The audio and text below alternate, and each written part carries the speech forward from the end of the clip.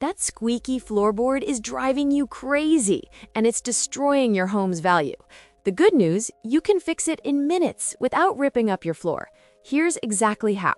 Step 1. Locate the squeak by walking over the floorboard slowly. Mark the exact spot with tape or a pencil. Precision matters here. Step 2. Grab a tube of construction adhesive or powdered graphite.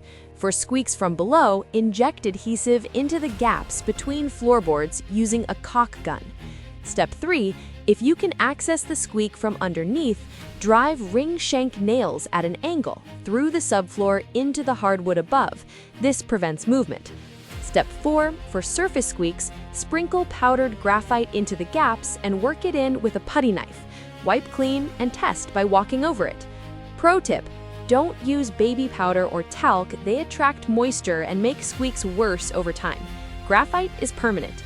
What's your favorite floor fix? Comment below. Follow Sikho. Visit Sikho.ai.